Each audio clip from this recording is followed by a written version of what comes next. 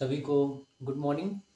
और आशा करते हैं आप सभी लोग ठीक होंगे और पढ़ाई ज़ोरों शोरों से चल रही होगी क्योंकि परीक्षा आपकी बहुत ही नज़दीक है। तो आज हम फिर से आ गए हैं।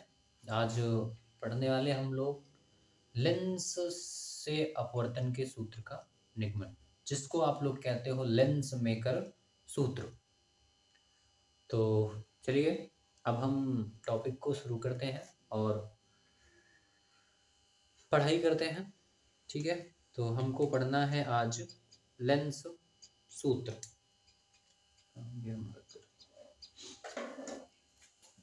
चलिए, तो पतले लेंस द्वारा प्रकाश के अपवर्तन का सूत्र, जिसे आप बोलते हो लेंस मेकर सूत्र। लेंस मेकर सूत्र। तो देखिए, ये लेंस मेकर सूत्र क्या है। तो ये दो टाइप से होता है। नंबर एक, जैसे कोई लेंस है किसी एक माध्यम में रखा हो। एक लेंस है, कोई लेंस है किसी एक के माध्यम में। एक माध्यम में रखने का मतलब, जैसे आपका ये लेंस है, ये आपका एक लेंस है और इस लेंस के इस साइड का जो माध्यम है उसका अपवर्तनांक n1 है और उस साइड का जो माध्यम है उसका भी अपवर्तनांक n1 ही हो। मतलब दोनों तरफ के माध्यम एक समान हो। एक कंडीशन इसमें ये होती है और दूसरी कंडीशन ये होती है कि जब लेंस के एक साइड का माध्यम दूसरा और दूसरी साइड का माध्यम दूसरा हो। तो हम लोग जो है सबसे पहली कंडीशन पढ़ेंगे जिसमें लेंस के दोनों साइड के माध्यमों के अपवर्तनांक समान है। ठीक है, तो हेडिंग है जब लेंस के दोनों ओर समान माध्यम है। जब लेंस के दोनों ओर के माध्यम समान हो। हेडिंग का नाम है जब लेंस के दोनों ओर के माध्यम समान हो। ठीक है, तो अब देखिए, लेंस के सामने यहाँ पर एक वस्तु रखा है। लेंस के सामने यहाँ इस बिंदु पर एक वस्तु रखा है जिसका नाम है ओ, ऑब्जेक्ट। अब इस वस्तु से कोई प्रकाश की किरण निकलेगी तो वो इस प्रकार से यहाँ तक पहुंचेगी, यानी लेंस के इस पृष्ठ पर आपतित होगी ये वाली प्रकाश की किरण। तो होता क्या है कि लेंस से प्रकाश जब लेंस में प्रवेश करेगा तो एक माध्यम से दूसरे माध्यम में जा रहा है। लेंस का जो अपवर्तनांक है, यानी लेंस जिस चीज का बना है उसका जो अपवर्तनांक है उसको हम मान ले रहे हैं कितना है, n2 है। ठीक है, तो देखिए जब प्रकाश आएगा तो पहले इस पृष्ठ से अपवर्तित होगा, फिर इस पृष्ठ से अपवर्तित होगा। क्यों होगा? क्योंकि जब जैसे मान लो सपोज दैट लेंस रखा है वायु में, तो वायु से कांच का बना हुआ अगर लेंस है तो प्रकाश कांच में प्रवेश कर रहा है, एक बार माध्यम चेंज हुआ। फिर जब कांच से वायु में प्रवेश करेगा तो फिर से दो बार माध्यम चेंज होगा। इसलिए लेंस से प्रकाश की किरण दो बार अपवर्तित होती है। पहली बार जब इसमें आएगा तो इस पृष्ठ से थोड़ा सा अपवर्तित होगा और इस पृष्ठ से जब अपवर्तित होगा तो प्रकाश मान लीजिए इतना मुड़ा, और ये अगर अब बाहर निकलता, अगर ये पृष्ठ से नहीं मुड़ता तो क्या होता, ऐसे यहाँ आता हुआ आपको प्रतीत होगा। जब वहां से निकलता तो ये यहाँ आके मिलता है तो इसका यहाँ पे प्रतिबिंब बन जाता का मतलब यहाँ पे जो प्रतिबिंब बनेगा वो केवल यहाँ पे प्रकाश आती हुई प्रतीत हो रही है, एक्चुअल में यहाँ प्रकाश आ नहीं रही, इसलिए प्रतिबिंब भी बनेगा नहीं, केवल बनता हुआ प्रतीत होगा। इसलिए इसको हम आभासी प्रतिबिंब कहेंगे और इसको लिखेंगे I डैश से। ठीक है, तो आगे अब देखिए, इस पृष्ठ से जब यहाँ आएंगे तो फिर उसके बाद क्या होगा, अब जब प्रकाश बाहर निकलेगी, लेंस से प्रकाश बाहर आएगा तो फिर से इसका अपवर्तन होगा। क्यों? क्योंकि प्रकाश कांच से वायु में आ रहा है, ठीक, माध्यम फिर से चेंज हो रहा है, इसलिए प्रकाश का फिर से अपवर्तन होगा और प्रकाश फिर से थोड़ा सा अपवर्तित होकर मान लो कि यहाँ पहुंचा, तो इसका जो फाइनल इमेज है वो यहाँ पे बन जाएगा I। ठीक है, अब ये रहा लेंस का प्रकाशिक केंद्र C। इस प्रकाशिक केंद्र से इस वस्तु तक की जो डिस्टेंस है उसको हम U से लिखेंगे और इस प्रकाशिक केंद्र से इस वाले इमेज यानी कि जो आभासी इमेज है आभासी इमेज तक की दूरी को भी डैश से लिखेंगे, और ये वास्तविक इमेज तक की जो डिस्टेंस है इसको हम लिखेंगे v से, इसको लिखेंगे v से। तो अब चलिए हम डेरिवेशन को स्टार्ट करते हैं। तो कल हम लोगों ने एक फार्मूला पढ़ा था गोलीय पृष्ठ से अपवर्तन का फार्मूला, जो कि था n2 upon b minus n1 upon u is equal to n2 minus n1 upon r, n2 minus n1 upon r। देखिए, तो ये फार्मूला था। अब इस फार्मूले को हम क्या करेंगे, लगाएंगे इसमें। सबसे पहले हम पहले पृष्ठ से अपवर्तन के लिए करेंगे, ठीक है। तो पहले पृष्ठ के लिए, तो जब प्रकाश पहले पृष्ठ से अपवर्तित होगा तो उसके लिए हम इस फार्मूले को लगाएंगे। अब देखो, जब प्रकाश पहले पृष्ठ, इसमें इस सूत्र में जो n1 और n2 है ये दोनों क्या है, ध्यान रखो। n1 का मतलब होता है जिसमें से प्रकाश चलना आरंभ करे, और n2 का मतलब होता है जिसमें प्रकाश चलकर जाए, वो n2 का होता है, ठीक। उस माध्यम का अपवर्तनांक जिसमें प्रकाश जाती है और जिसमें से चल के जाती है उसके अपवर्तनांक को हम n1 से लिखते हैं, ठीक है। तो जल्दी हो गया। तो पहले पृष्ठ के लिए क्या करेंगे, तो देखो पहले पृष्ठ के लिए प्रकाश जो है यहाँ से चल रहा है और इसमें आ रहा है लेंस में, तो यहाँ पे n1 वाले माध्यम से प्रकाश चल रहा है और n2 वाले माध्यम में प्रकाश जा रहा है। तो यहाँ पे n2 है तो हम लिखेंगे वही n2 अपान v। तो इसके लिए देखो पहले पृष्ठ के लिए जो प्रतिबिंब बना है वो कौन बना है, i डैश बना है, ठीक है। तो यहाँ पे हम i डैश तक की जो दूरी है उसको किससे लिखे हैं, v डैश से। तो n2 upon v dash minus n1 अपान, तो इसके लिए इस पहले पृष्ठ के लिए वस्तु का काम यही कर रहा है, इसकी दूरी कितना है, u है।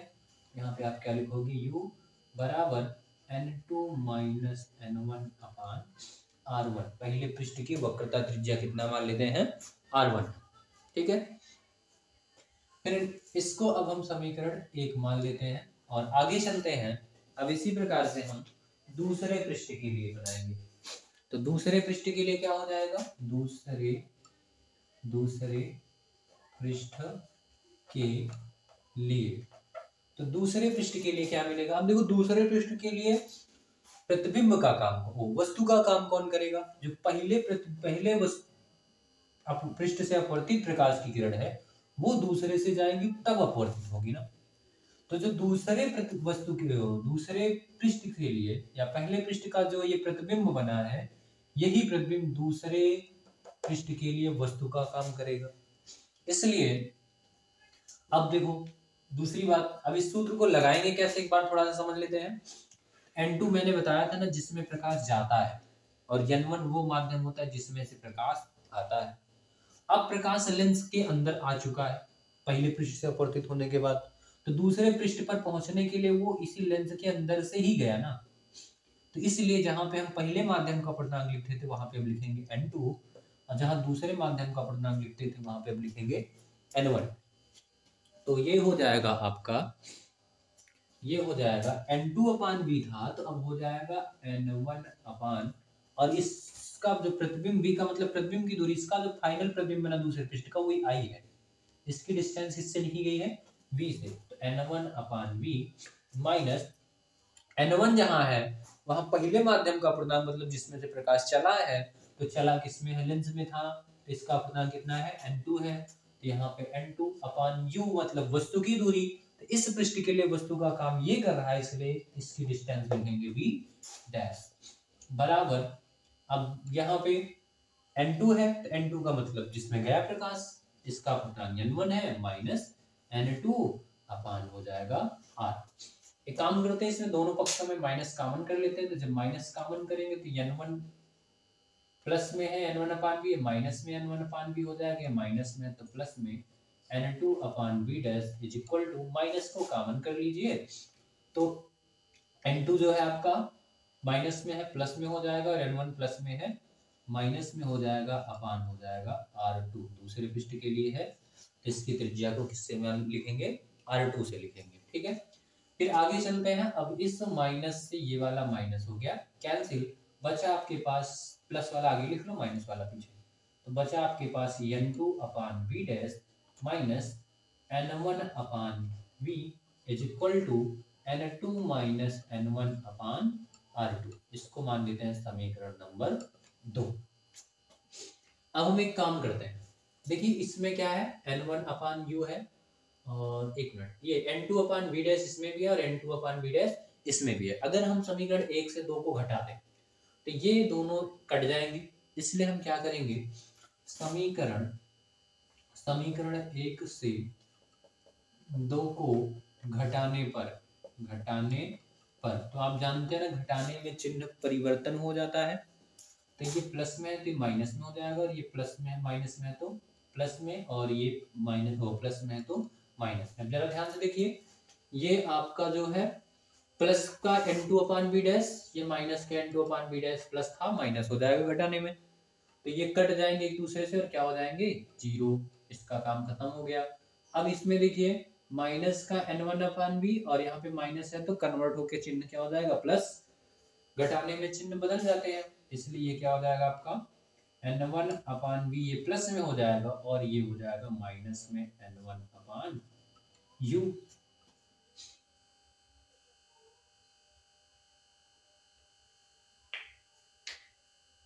और इज इक्वल टू आपको मिलने वाला है ये वाला n2 अपान n2 अपान n1 बटे r1, और ये माइनस में n2 अपान n1 बटे r2 हो जाएगा आपका।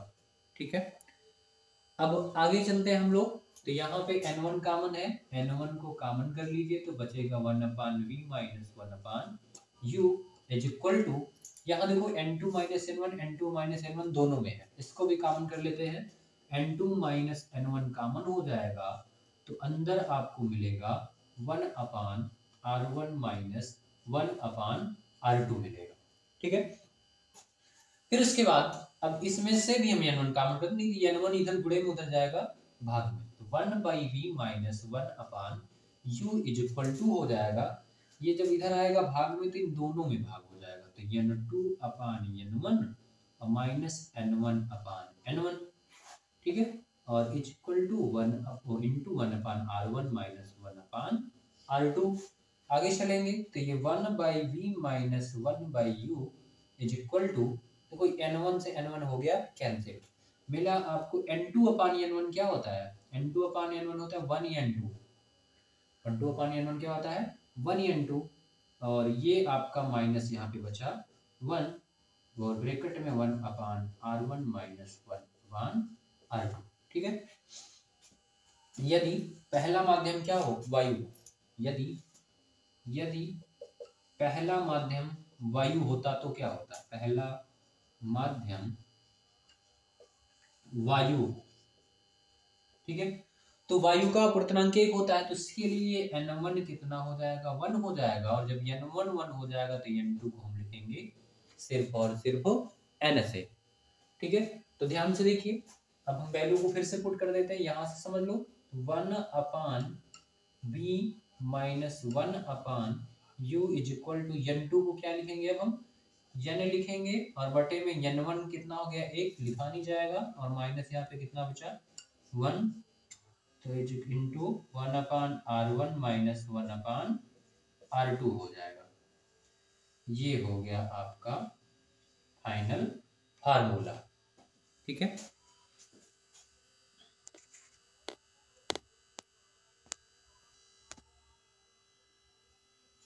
देखिए यदि कोई वस्तु इस लेंस के सामने अनंत पर रखी हो, यदि वस्तु अनंत पर हो, ठीक है, तो उसके लिए तो क्या होगा, u बराबर हो जाएगा इनफाइनाइट, क्योंकि वस्तु कहाँ पे है, अनंत पे है। ठीक है, और अनंत पे रखी वस्तु का प्रतिबिंब कल पढ़ा था आपने कि कहाँ बनता है, अनंत पे रखी वस्तु का प्रतिबिंब बनता है द्वितीय फोकस पर, तो इसके लिए प्रतिबिंब की दूरी क्या हो जाएगी, f हो जाएगी, द्वितीय फोकस दूरी जिसको कहते हो आप।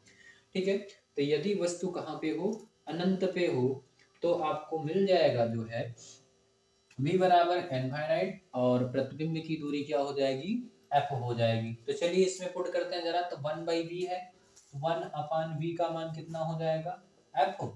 ठीक है, फिर -1/u है, तो -1/u बराबर हो जाएगा आपका n-1 और इसी समीकरण को हम समीकरण एक नाम भी दे देते हैं अभी। नहीं, 1 2 तो हो गया, इसको नाम दे देता हूं मैं 3, 1 2 3। ठीक है, तो n-1 हो गया आपका, फिर इंटू 1/r1 है, तो 1/r1 -1/r2 लगा दिए। ठीक है, अब आगे देखिए क्या होगा। इसमें क्या है कि u का मान कितना दिया है, इनफाइनाइट। तो जहां u है वहां पे आप क्या रख दोगे, इनफाइनाइट रख दोगे, क्योंकि वस्तु कहाँ पे है, अनंत पे है। ठीक है, तो u का मान रख दिए इनफाइनाइट और जहां v था वहां पे रख दिए f, क्योंकि प्रतिबिंब कहाँ बनेगा, f पर बनेगा। तो आगे चलेंगे तो 1/f बराबर -1/इनफाइनाइट का मान 0 होता है, तो 0 लिखेंगे नहीं, बराबर n-1 इंटू 1/r1 -1/r2 प्राप्त हो जाएगा आपको। और इसे हम नाम दे देंगे समीकरण नंबर 4। ठीक है, और 3 और 4 की अब कर देंगे तुलना। तो समीकरण 3 व 4 की तुलना से अब इन दोनों की हम तुलना करेंगे तो हमको क्या मिलेगा, ध्यान से देखिए, इधर n-1 इंटू 1/r1 -1/r2, इधर भी n-1 इंटू 1/r1 -1/r2। इसका ये पक्ष बराबर है तो ये वाला पक्ष भी क्या होना चाहिए, बराबर होना चाहिए, अर्थात 1/f बराबर होना चाहिए 1/v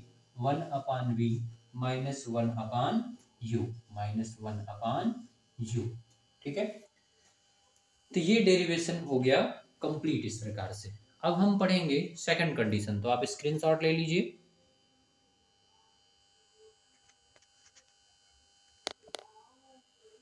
तो देखिए अब कंडीशन क्या है, जब लेंस के दोनों ओर के माध्यम भिन्न हो, अलग अलग हो, तो इसके लिए क्या करेंगे। जैसे अब ये लेंस है अपना, ये लेंस है, ठीक।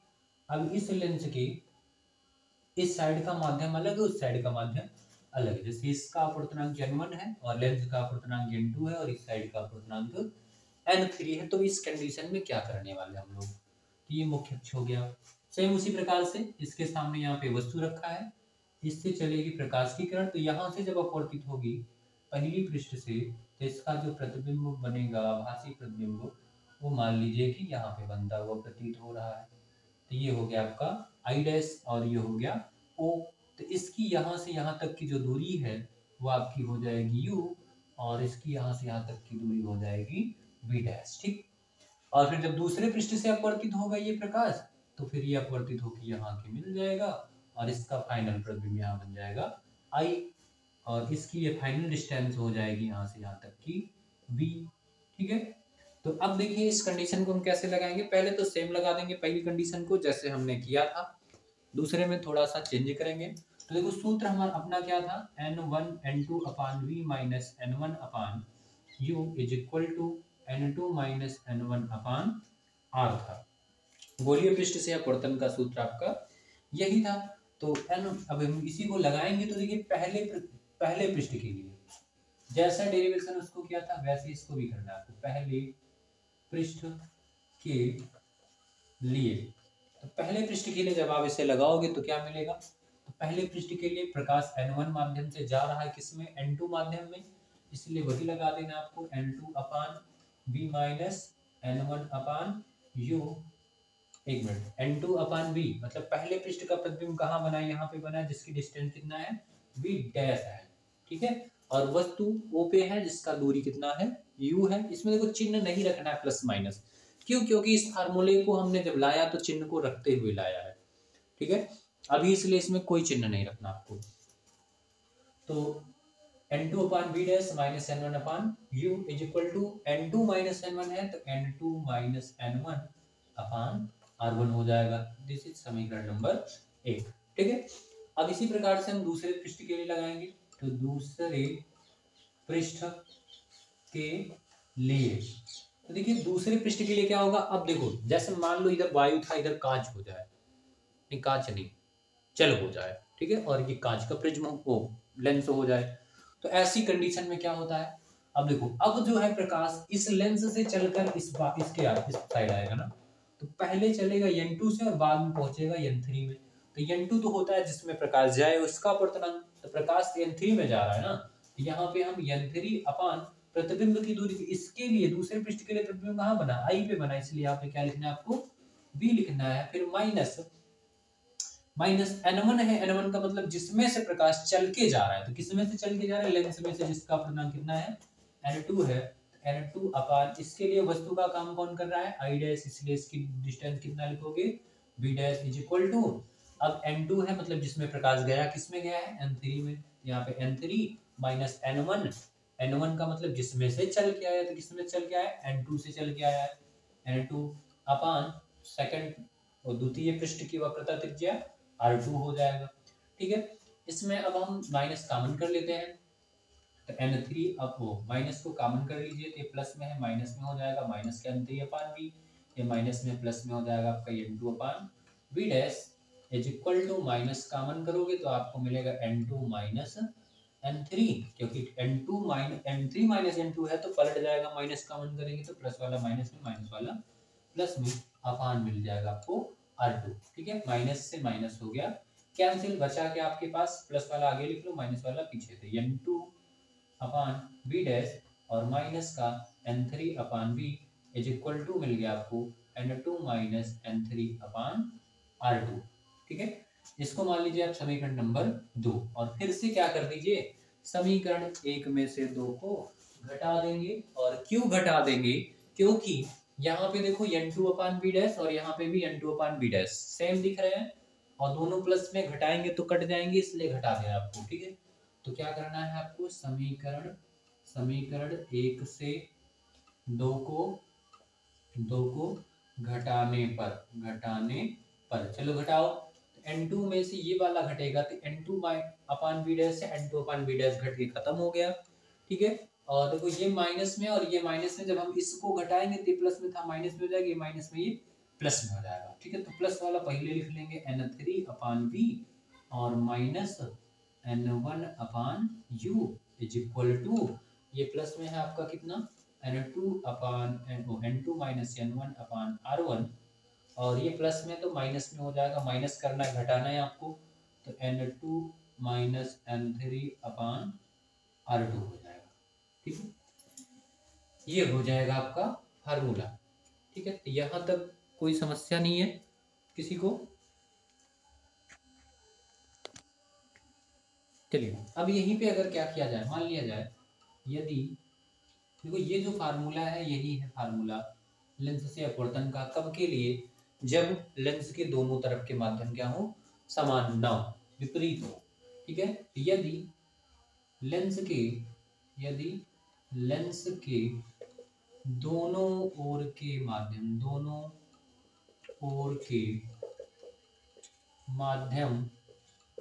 समान हो, तो ऐसी कंडीशन में आपको क्या मिलेगा, जब लेंस के दोनों तरफ के माध्यम समान होंगे तो क्या मिल जाएगा आपको, n1 और n3 दोनों क्या हो जाएंगे, बराबर हो जाएंगे, तो n1 बराबर क्या हो जाएगा, n3 हो जाएगा, ठीक है। इसको यहाँ लिखते हैं n1 बराबर n3, इसी में पुट कर दो, तो जहाँ n3 वहां पे रख सकते हो आप n1 upon v minus n1 upon u is equal to n2 minus n1 upon r1, और माइनस क्या हो जाएगा n2 माइनस n3, यहाँ पे n1 अपान r2, ठीक है।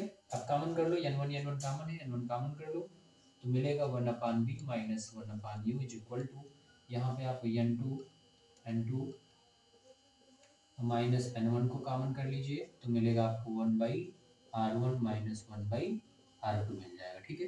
फिर n1 गुणे में उधर जाएगा भाग में, तो 1 upon b minus 1 upon u is equal to, n2 में n1 का भाग होगा तो n2 अपान n1, और माइनस n1 में n1 का भाग होगा तो 1 आ जाएगा आपका, इंटू 1/r1 माइनस 1/r2 मिल गया आपको। नेक्स्ट आगे क्या मिलेगा आपको, तो देखिए यदि क्या हो रहा है, पहले माध्यम यदि एक फार्मूला आपका ये भी हो गया, ठीक है। जरूरत पड़ने पे आपको n2/n1 को 1n2 भी लिख सकते हो आप। यदि क्या हो, यदि पहला माध्यम वायु हो, तो जब पहला माध्यम वायु होगा तो उसके लिए क्या हो जाएगा, n1 बराबर 1, और जब n1 बराबर 1 हो जाएगा तो n2 बराबर फिर से हम क्या रख देंगे, n रख देंगे। तो चलिए यहाँ पे रखते हैं, तो मिलेगा आपको 1/v minus 1/u is equal to, क्या मिलने वाला है आपको, इज इक्वल टू n2/n1 है ना, तो n2 को क्या लिखोगे आप, n/n1 को 1 नहीं लिखना है आपको, छोड़ दो, -1 × 1/r1 माइनस 1/r2 हो जाएगा, ठीक है। तो ये मिल गया हमको फिर से वही फार्मूला जो पहले प्राप्त हुआ था, ठीक।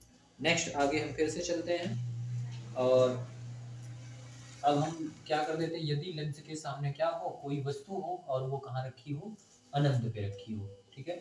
तो यदि लेंस के सामने कोई वस्तु अनंत पर हो, तो कोई वस्तु कहाँ पे हो, अनंत पे हो, तो वस्तु की दूरी u बराबर क्या हो जाएगा, इनफाइनाइट हो जाएगा, ठीक है। और आपको मिलेगा, जब वस्तु अनंत पे होगा तो उसका प्रतिबिंब कहाँ बनता है, द्वितीय फोकस पर, तो v बराबर क्या हो जाएगा, f हो जाएगा। और इसको आप नाम दे दीजिए, समीकरण 2 नाम दिए हो, इसको नाम दे देते हैं समीकरण 3, और यहाँ पे जो आया इसको 4, और इसको नाम दे देते हैं इस बार 5 समीकरण, ठीक है। तो समीकरण 5 में रख दीजिए इस वैल्यू को, समीकरण 5 से क्या मिलेगा आपको, 1/v का मान क्या रखना है आपको, f माइनस 1/u का मान कितना है, infinite is equal to n minus 1 into 1/r1 minus 1/r2, ठीक है।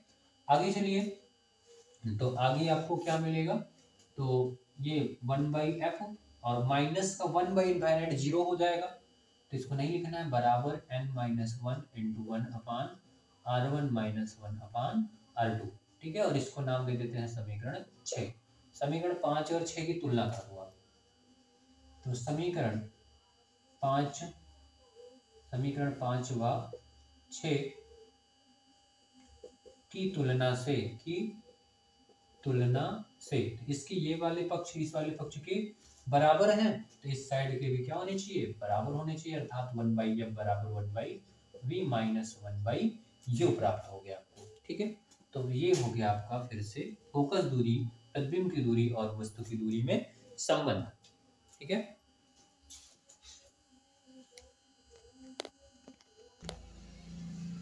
अब आप लोग जल्दी से इसका स्क्रीनशॉट लीजिए, तो कुछ मिटाऊंगा मैं, फिर आगे बताऊंगा।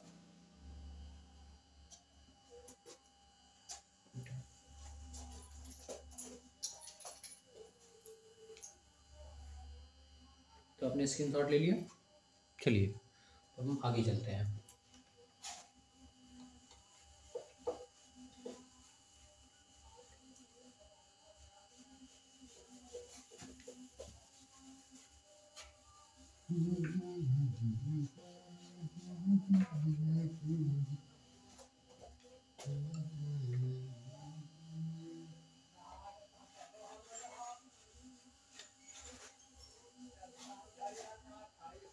चलिए आगे चला जाए,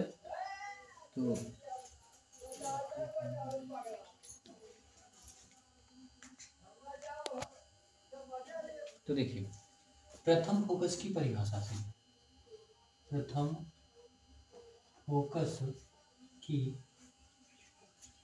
परिभाषा से प्रथम फोकस क्या कहता है आपका, कि लेंस के मुख्य अक्ष पर स्थित वह बिंदु जहां से होकर जाने वाली या जिस बिंदु की ओर आती हुई प्रतीत होने वाली प्रकाश की किरण अपवर्तन के पश्चात मुख्य अक्ष के समांतर हो जाती है, उसे आप क्या कहते हैं, प्रथम फोकस कहते हैं। इसमें होता क्या है कि प्रकाश किरण कहाँ से आती है, प्रथम फोकस से आती है, इसलिए वस्तु क्या हो जाएगा, u बराबर हो जाएगा आपका f डैश, प्रथम फोकस की दूरी को आप f डैश से लिखते हैं, ठीक। और प्रतिबिंब कहाँ बनेगा, तो बस प्रकाश की किरण जो है अपवर्तन के पश्चात क्या होती है, ऐसे आती ना प्रकाश किरण, अपवर्तन पश्चात मुख्य अक्ष के समांतर हो जाती है, तो समांतर किरणें कहाँ मिलती हैं? इनफाइनाइट पर मिलती हैं, अनंत पे। तो प्रतिबिंब की दूरी इसके लिए क्या हो जाएगी? अनंत हो जाएगी। ठीक है, अब रखिए आप समीकरण 3 में, तो समीकरण 3 से तो समीकरण 3 ये रहा आपका, रखेंगे इसमें n3 अपान v, तो n3 अपान v की वैल्यू कितना पाएगा? इनफाइनाइट, फिर माइनस n1 अपान u है, और u का मान आपको कितना मिला? f dash is equal to n2 minus n1 upon r1 और माइनस n2 माइनस n3 अपान r2। ठीक है, अब देखो n3 अपान इनफाइनाइट, जिसका हर अनंत हो जाए वो संख्या क्या हो जाती है? शून्य हो जाती है। ठीक है, तो ये 0 हो गया, और बचा आपका क्या? माइनस का n1 upon f dash is equal to n2 minus n1 upon r1 और माइनस में n2, इसको ऐसे मिटा देते हैं, n2 माइनस n3 अपान r2 मिला आपको। ठीक है, दिस इज समीकरण नंबर, इसको नाम दे देते हैं, इसको नाम दे दे रहे हैं ए, समीकरण ए। ठीक है, अब नेक्स्ट, अब द्वितीय फोकस की परिभाषा लगा देते हैं, देखते हैं क्या मिलता है। द्वितीय फोकस की परिभाषा से, तो द्वितीय फोकस की परिभाषा से, देखिए द्वितीय फोकस की परिभाषा क्या कहती है, ध्यान से देखिए।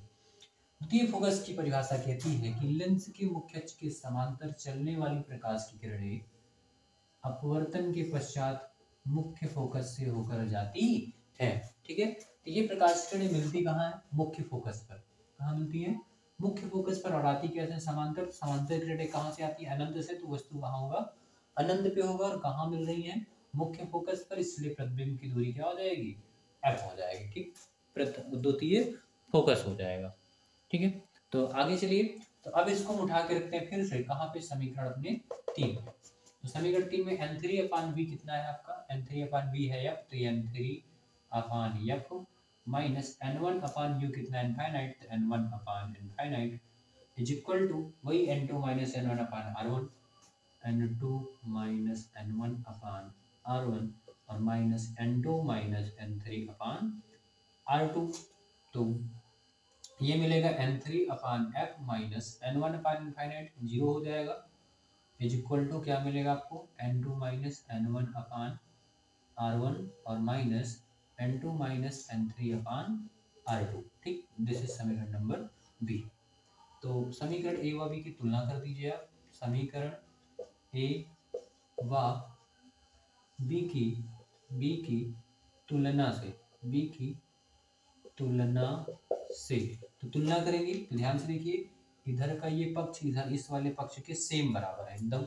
ठीक है, तो ये वाले पक्ष भी क्या होंगे? बराबर होंगे, अर्थात आपको मिलेगा n3 upon f is equal to minus का n1 अपान f डैश मिल जाएगा। ठीक है, इसको पलटेंगे तो ये भी पलट जाएगा, तो f अपान n3 बराबर माइनस f डैश अपान n1 मिलेगा, और यहाँ से n3 भाग में उधर जाएगा तो गुणे में, तो आपको मिलेगा f बराबर n3 upon n1 f dash मिल जाएगा। ठीक है, n3 upon n1 f dash. ये हो गया जब लेंस के दोनों ओर के माध्यम क्या होंगे? भिन्न भिन्न होंगे। जब लेंस के दोनों ओर के माध्यम भिन्न भिन्न होंगे तो उनकी फोकस दूरियों में संबंध का फार्मूला हो गया आपका। या आप इसको इस तरीके से भी लिख सकते हो। अच्छा हाँ, यहाँ पे माइनस था ना, यहाँ पे माइनस भी जाएगा। इसको आप इस तरीके से भी लिख सकते हो, कैसे? f upon f dash is equal to minus n3 upon n1, ये भी लिख सकते हो आप इसको।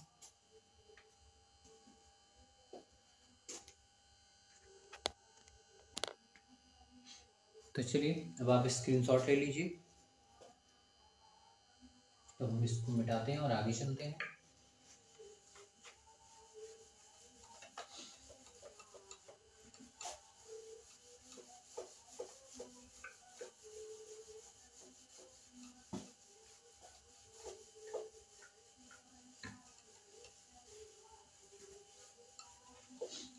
तो नेक्स्ट है अपना लेंस की फोकस दूरी की निर्भरता। मतलब लेंस की जो फोकस दूरी होती है वो किन किन चीज़ों पर डिपेंड करती है। ठीक है, तो हेडिंग का नाम है लेंस की फोकस दूरी की निर्भरता। लेंस की फोकस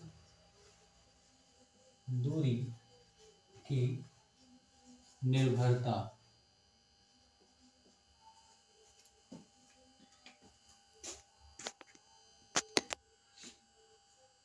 तो देखिए लेंस की फोकस दूरी की निर्भरता, तो हमने एक फार्मूला पढ़ा अभी फार्मूला क्या पढ़ा है, 1/f is equal to 1n2 minus 1, या इसको ऐसे ही पढ़ा था n2/n1 minus 1 into 1/r1 minus 1/r2।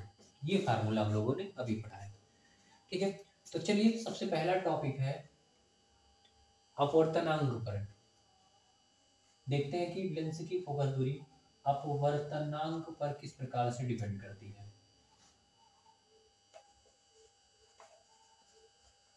Lens की फोकस दूरी अपवर्तनांक पर किस प्रकार से निर्भर करती है।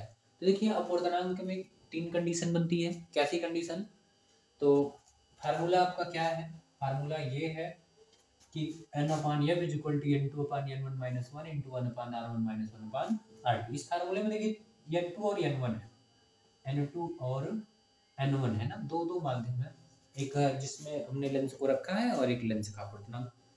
दो अपवर्तनांक है, इसमें डबल डबल कंडीशन हो सकती है। पहला हो सकता है यदि n2 n1 से ज्यादा हो, यदि n2 n1 से अधिक हो। ठीक है, तो यदि n2 is greater than n1, यदि n2 is greater than n1, इसका मतलब है कि लेंस को ऐसे माध्यम में रखा जाए जिसका अपवर्तनांक लेंस के अपवर्तनांक से कम हो।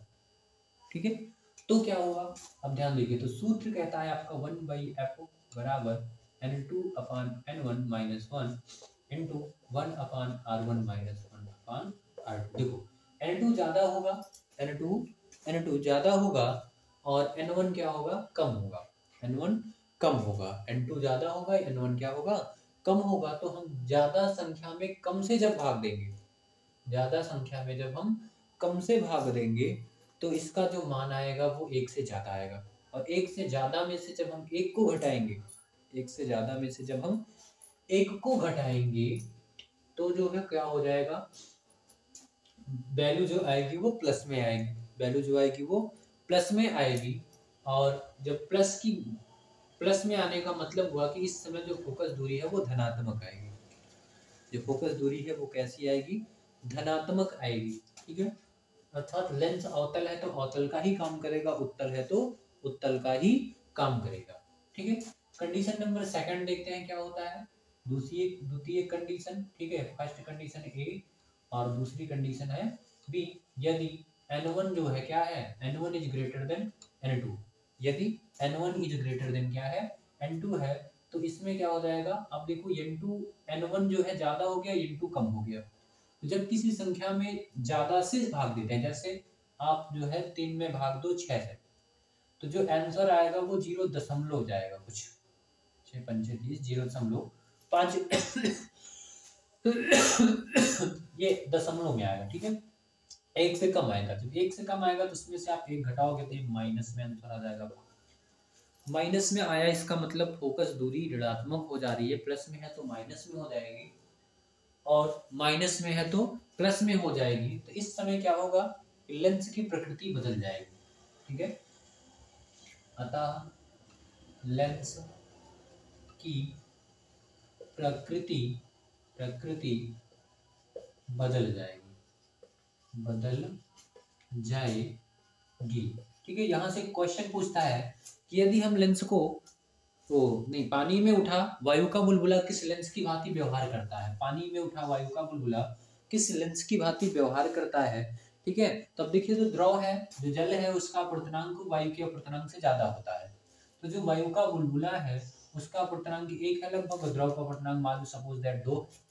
ठीक है, तो उस समय जो है लेंस का अपवर्तनांक 1 हो गया और माध्यम का अपवर्तनांक 2 हो गया, अर्थात लेंस का अपवर्तनांक 1 है, माध्यम का अपवर्तनांक कितना है 2 है या 1 से अधिक है। ठीक है, तो इस समय जो है n2 कम हो गया, n1 ज्यादा हो गया, तो जब हम कम में ज्यादा से भाग देंगे तो जो वैल्यू आएगी 1 से कम आएगी। 1 से कम में से जब हम 1 को घटाएंगे तो ऋणात्मक हो जाएगा, अर्थात तो वो उठा हुआ भले ही दिख रहा है हमको, जो बुलबुला है वो उठा हुआ भले ही दिख रहा है, परंतु वो उत्तल का जैसा काम नहीं करेगा, क्योंकि इस समय फोकस दूरी ऋण में आ रही है। इसका मतलब ये क्या हो जाएगा, अवतल लेंस की भांति व्यवहार करेगा। ठीक है, तो जैसे अगर हम किसी लेंस को डुबो रहे हैं कहाँ पे, ऐसे द्रव में जिसका अपवर्तनांक लेंस के अपवर्तनांक से अधिक है, तो अगर उत्तल लेंस है तो अवतल की भांति व्यवहार करेगा, और अगर अवतल है तो उत्तल की भांति व्यवहार करेगा।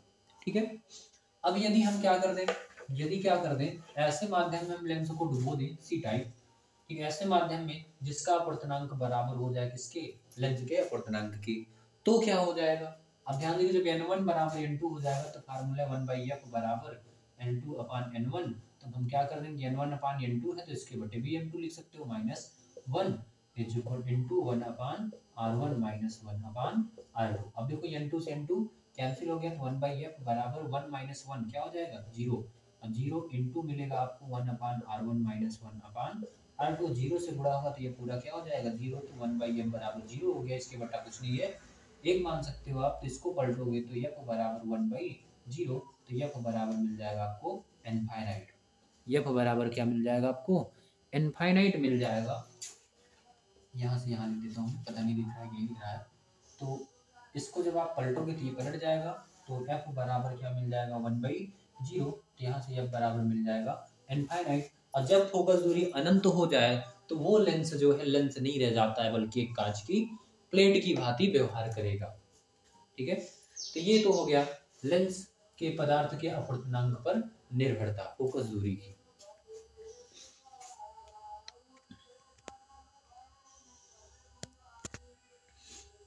तो चलिए, ये तो हो गया अपवर्तनांक पर निर्भरता। अब देखिए सूत्र में आर भी है, तो इसका मतलब जो लेंस की फोकस दूरी है वो वक्रता त्रिज्या पर भी निर्भर करती है। तो चलिए देखते हैं कि लेंस की फोकस दूरी उनके वक्रता त्रिज्या पर कैसे डिपेंड करती है।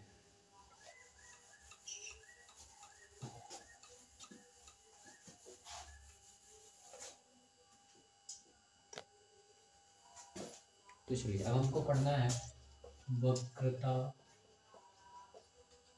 त्रिज्या पर। ठीक है, अब ध्यान देखिए, द्विउत्तल लेंस के लिए, द्विउत्तल लेंस के लिए, तो द्विउत्तल लेंस के लिए क्या होता है, ध्यान से देखिए, द्विउत्तल लेंस ऐसे होता है आपका, ठीक, ये द्विउत्तल लेंस है, और इसका ये वाला जो पृष्ठ है जो इधर बाईं ओर पड़े पहला पृष्ठ होता है, तो इसका जो वक्रता त्रिज्या होता है पहले पृष्ठ का इस साइड होता है, इस साइड r1 इसका इधर होता है। आप जानते हो ना कि दाहिनी ओर की दूरी पॉजिटिव चिन्ह के साथ लिखी जाती है, तो ये r1 इसमें क्या हो जाएगा प्लस में हो जाएगा। ठीक, और ये दूसरा पृष्ठ है और इसकी वक्रता त्रिज्या इधर मिलेगी आपको, और इधर बाईं ओर सब दूरी ऋण में होती है, तो इसमें r2 किस में होता है माइनस में होता है। ठीक है, तो आपने सूत्र पढ़ा है 1/f बराबर n-1 into 1 upon r1 minus 1 upon r2। ठीक है, इसमें देखिए r2 किस में है माइनस में, और r1 किस में है प्लस में है, तो r2 को किस में रखना है आपको माइनस में, और r1 को प्लस में, तो यहाँ से आपको मिलेगा 1/f बराबर n-1 इंटू 1 अपान r1, और ये माइनस माइनस हो जाएगा प्लस 1 अपान r2। ठीक है, तो इसका मतलब इस समय जो फोकस दूरी आएगी वो किस में आएगी प्लस में आएगी। ठीक है, क्योंकि यहाँ पे कोई माइनस माइनस है नहीं, प्लस में हो गया है। अतः लेंस की फोकस दूरी, लेंस की फोकस, कौन से लेंस की, उत्तल लेंस की फोकस दूरी धनात्मक होती है, धनात्मक होगी। ठीक है, और फिर इसके बाद द्विअवतल लेंस की बात करें तो द्विअवतल लेंस के लिए, द्विअवतल लेंस के लिए, तो द्विअवतल लेंस के लिए द्विअवतल लेंस आपका इस प्रकार से होता है। ठीक है, इसमें ये पहला पृष्ठ है, इसकी वक्रता त्रिज्या इधर होती है r1, और ये दूसरा पृष्ठ क्योंकि प्रकाश आएगा तो पहले इस पे पहुंचेगा फिर इस पे पहुंचेगा, तो दूसरा पृष्ठ इसकी वक्रता त्रिज्या कितनी होती है r2 होती है। अब इसमें r2 कैसा है पॉजिटिव है, और r1 कैसा है आपका निगेटिव है। ठीक है, तो चलिए इसमें रख के देखते हैं क्या होता है। तो 1/r1 1/f बराबर n-1 इंटू 1/r1 जो है किस में है, माइनस में, तो माइनस का r1 हो गया, और माइनस 1/r2 कैसा है, प्लस में है, तो r2 प्लस में हो जाएगा। ठीक है, अब हम एक काम करेंगे, 1/f को इज इक्वल टू, इसमें माइनस कॉमन कर लो तो माइनस आगे आ जाएगा n-1, तो ये 1 माइनस में है प्लस में हो जाएगा r1, ये माइनस में है तो ये भी प्लस में हो जाएगा 1/r2। ठीक है, अब देखो इसके आगे माइनस लग गया, अर्थात अवतल लेंस की फोकस दूरी कैसी होती है, ऋणात्मक होती है, क्योंकि माइनस में आ रही है। अवतल लेंस की फोकस दूरी किस में आ रही है, माइनस में आ रही है, इसलिए कैसी होती है, ऋणात्मक होती है। अवतल लेंस की फोकस दूरी ऋणात्मक होती है, ठीक है। तो स्क्रीनशॉट ले लीजिए, और अब हम जो है इस वीडियो को यहीं समाप्त करते हैं, और आपसे मिलते हैं अगले वीडियो में लेंस के कुछ और अधिक सूत्रों के साथ। और हाँ, अगर आपको ये वीडियो पसंद आए तो चैनल को सब्सक्राइब और वीडियो को शेयर करना नहीं भूलिएगा।